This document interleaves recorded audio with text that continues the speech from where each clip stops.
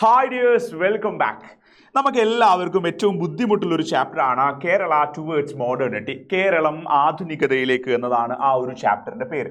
ഈ ഒരു ചാപ്റ്ററിലെ പ്രധാനപ്പെട്ട കുറച്ച് ഭാഗങ്ങളാണ് നമ്മൾ സംസാരിക്കാൻ പോകുന്നത്. നമ്മുടെ മോഡൽ എക്സാമിൽ നമ്മളോട് ചോദിച്ചിട്ടുള്ളത് ഈ ഒരു ഭാഗത്ത് നിന്നും മാച്ച് ദ ഫോളോയിങ് ആണ്. അതുകൊണ്ട് നമുക്ക് ഈ എക്സാമിനും അത്തരത്തിലുള്ള ക്വസ്റ്റ്യൻസ് തന്നെ പ്രതീക്ഷിക്കാം, അല്ലേ? സോ ചേരുംപടി ചേർക്കാൻ മാച്ച് ദ ഫോളോയിങ്ങുമായി ബന്ധപ്പെട്ട് നമുക്ക് ഏറ്റവും ആദ്യം അറിഞ്ഞിരിക്കേണ്ടത് ബാറ്റിൽ ഓഫ് കുളച്ചൽ അല്ലെങ്കിൽ കുളച്ചൽ യുദ്ധമാണ്. കുളച്ചൽ യുദ്ധം നടന്ന വർഷം 1741. ആര് തമ്മിലാണ്? ഡച്ചുകാരും തിരുവിതാംകൂറിലെ രാജാവായ മാർത്താണ്ഡവർമ്മയും തമ്മിലാണ്, അല്ലേ? അത് നമുക്കറിയാം. അടുത്തൊരു കാര്യം നമ്മൾ അറിഞ്ഞിരിക്കേണ്ടത് ആറ്റിങ്ങൽ റിവോൾട്ട് അല്ലെങ്കിൽ ആറ്റിങ്ങൽ കലാപമാണ്. നടന്ന വർഷം 1721. ആറ്റിങ്ങൽ കലാപം ആർക്കെതിരെയാണ് നടന്നിട്ടുള്ളത്? ബ്രിട്ടീഷുകാർക്കെതിരെ നടന്നിട്ടുള്ള സംഘടിത കലാപം, first organised revolt in Kerala. ബ്രിട്ടീഷുകാർക്കെതിരെ കേരളത്തിലെ ആൾക്കാർ ഒരുമിച്ച് നടത്തിയ ആദ്യത്തെ കലാപമാണ്, അല്ലെ? അത് രണ്ടിനെയും വർഷം അങ്ങോട്ടും ഇങ്ങോട്ടും മാറിപ്പോവാൻ പാടില്ല. കുണ്ടറ പ്രൊക്ലമേഷൻ അഥവാ കുണ്ടറ വിളംബരം. കുണ്ടറ വിളംബരം നടന്ന വർഷം 1809. ബ്രിട്ടീഷുകാർക്കെതിരെ വേലുത്തമ്പി ദളവ നടത്തിയിട്ടുള്ള ഒരു വിളംബരമാണ് ഏതെന്ന് പറയുന്നത്? കുണ്ടറ പ്രൊക്ലമേഷൻ അഥവാ കുണ്ടറ വിളംബരം നടന്ന വർഷം ഇമ്പോർട്ടൻ്റ്. അടുത്തത് പണ്ടാരപ്പാട്ട വിളംബരം ഓർ പണ്ടാരപ്പാട്ട പ്രൊക്ലമേഷൻ. തിരുവിതാംകൂറിലാണ് നടന്നിട്ടുള്ളത്. 1865 നടന്നിട്ടുള്ളത്. ജന്മി അല്ലെങ്കിൽ കുടിയായ്മ നിയമം എവിടെയാണ്? അത് കൊച്ചിയിലാണ്. നടന്ന വർഷം 1914. മലബാർ കുടിയായ്മ നിയമം അത് നടന്ന വർഷം 1929. അത് മലബാറിൽ തന്നെയാണ്. ഇത് മൂന്നും കർഷകർക്ക് ഭൂമി വിട്ടുകൊടുത്തുകൊണ്ട് നടപ്പിലാക്കിയിട്ടുള്ള എന്താണ്, അല്ലെ, ഓർഡേഴ്സ് ആണ്. ഈ മൂന്ന് കാര്യങ്ങളെന്ന് ഓർത്തിരിക്കണം.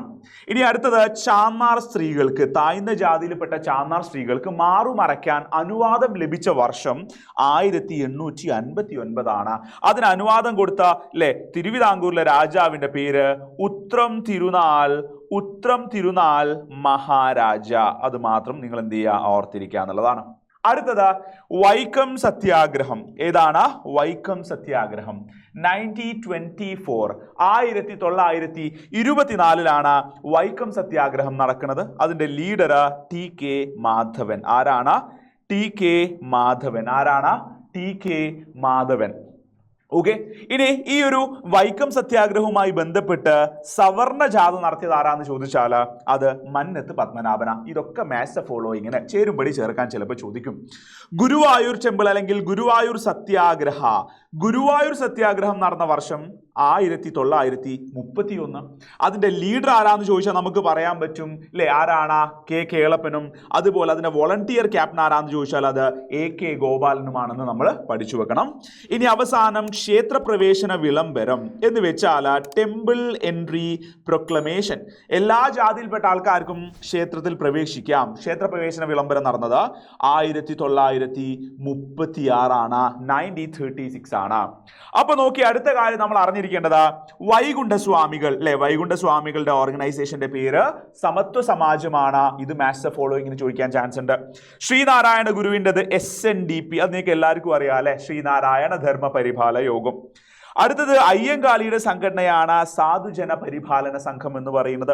വഖം അബ്ദുൽ ഖാദർ മൗലവി തിരുവിതാംകൂർ മുസ്ലിം മഹാജന സഭയാണ്. വാഗ്ഭടാനന്ദൻ്റെത് ആത്മവിദ്യാ സംഘമാണെങ്കിൽ സഹോദരൻ അയ്യപ്പന്റെ പ്രസ്ഥാനത്തിന്റെ പേര് നിങ്ങളോട് മറന്നുപോകില്ല. സഹോദരൻ അയ്യപ്പൻ സഹോദര പ്രസ്ഥാനം. അടുത്തത് പണ്ഡിറ്റ് KP കറുപ്പൻ അരയ സമാജമാണ്. മന്നത്ത് പത്മനാഭന്റേത് NSS നായർ സർവീസ് സൊസൈറ്റിയാണ്. VT വട്ടതിരിപ്പാടിൻ്റെത് യോഗക്ഷേമ സഭയും കുമാര ഗുരുദേവന്റേത് പ്രത്യക്ഷ രക്ഷാ ദേവസഭയുമാണെന്നുള്ള കാര്യം കൂടി നമ്മൾ എന്ത് ചെയ്തിരിക്കണം, ഇവിടെ അറിഞ്ഞിരിക്കണം. ഇതൊക്കെ മാച്ച് ദ ഫോളോയിങ്ങിന് നമുക്ക് പ്രതീക്ഷിക്കാം. അടുത്തത് മലബാർ കലാപം നടന്ന വർഷം 1921 നിങ്ങൾ ഓർത്തിരിക്കണം. അതായത് മഹാത്മാഗാന്ധിജി, അല്ലെ, നമ്മുടെ ഇന്ത്യയിൽ നോൺ കോഓപ്പറേഷൻ നിസ്സഹകരണ പ്രസ്ഥാനം ആരംഭിച്ചപ്പോൾ മലബാറിൽ ആരംഭിച്ചതാണ് മലബാർ കലാപം. നടന്ന വർഷം 1921.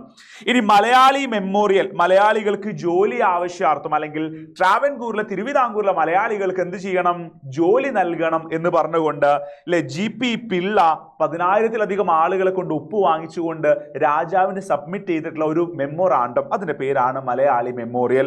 മലയാളി മെമ്മോറിയൽ കൊണ്ടുവന്നത് GP പിള്ള, വർഷം 1891. ഈഴവ മെമ്മോറിയൽ, ഈഴവന്മാർക്ക് ജോലി കൊടുക്കണമെന്ന് ആവശ്യപ്പെട്ടുകൊണ്ട് നടപ്പിലാക്കിയത് ഡോക്ടർ പൽപു ആണ്. 1896 ഈഴവ മെമ്മോറിയൽ എന്ന് പറയുന്ന ഒരു മെമ്മോറാണ്ടം കൊണ്ടുവരുന്നത്.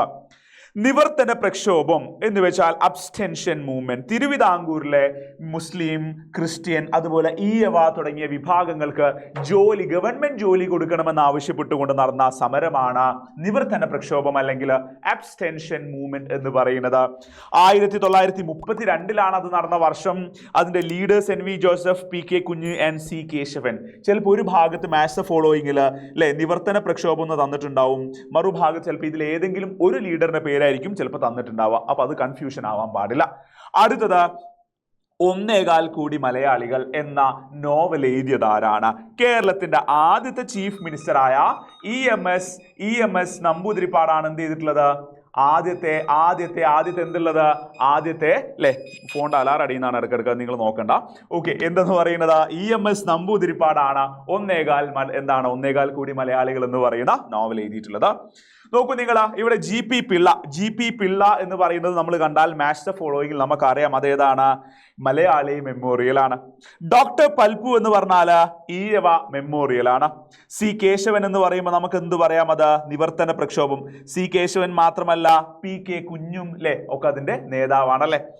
മന്നത്ത് പത്മനാഭൻ സവർണജാഥ എന്തുമായി ബന്ധപ്പെട്ട് കിടക്കുന്നതാണ്? അത് നമുക്കറിയാം, വൈക്കം സത്യാഗ്രഹമാണ്. സിമ്പിൾ കാര്യങ്ങൾ.